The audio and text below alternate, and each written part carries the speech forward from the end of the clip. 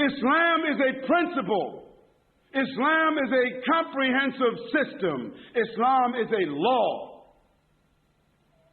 You may call it a religion. I don't like to use that word. It's too restricting. When we say religion, a whole lot of things just come up in the mind from all the movies and books and things that we've read. Religion seems like kind of restriction, like a suit you might wear, like going into some place like it might be to some people virtual reality. You've heard of that, right? So like virtual reality, you can pay for, you can go somewhere and develop and have your own religion. But Islam is not like that. No, it's not like that. Islam is a law. Islam is a system. Islam is a legislation. Islam is a regulation. And therefore, it has dimensions by which you can determine and identify it. Now, a Muslim is an individual who makes the profession that they belong to or they are attached to that system. Do you judge a system by the people who say that they are a part of it?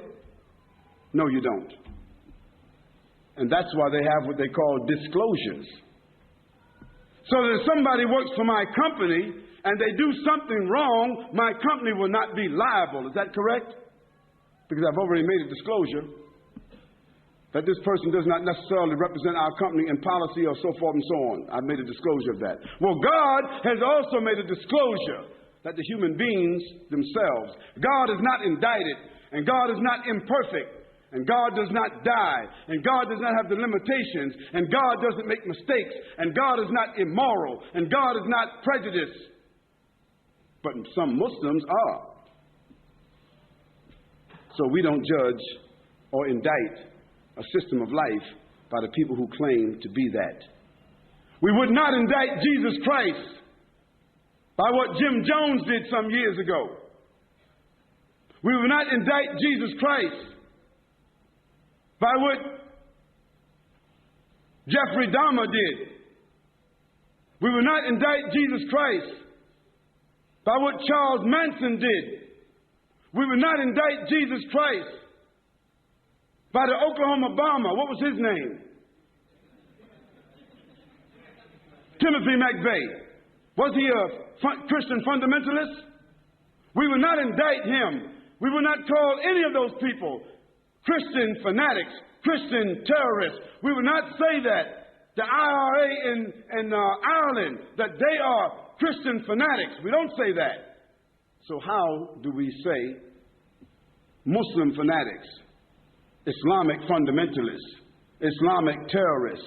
How do we indict a global faith of more than 1,500 years with a legislation, with principles, with dignity, with a record? How do we indict that entire faith and all the people who's with that faith and put them in some kind of classification and put on them an oxymoron? You know what that is, don't you? An oxymoron is a word that means just the opposite of what you put next to it. Islamic terrorist, Islamic fanatic. Those are oxymorons. A person cannot be Islamic by definition if they are fanatic. They cannot be. Because Islam is a system of peace, a system of submission and surrender to God, a system of dignity.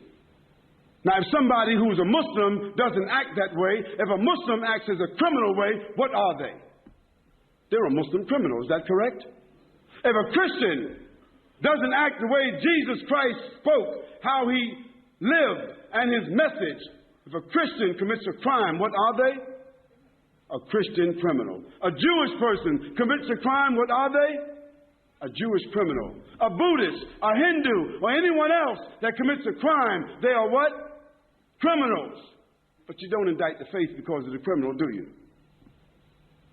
If that were the case, America, Great Britain, France, Germany, all the so-called advanced nations, they got more criminals wearing suits than all the criminals that are in jail. They would all be criminal governments.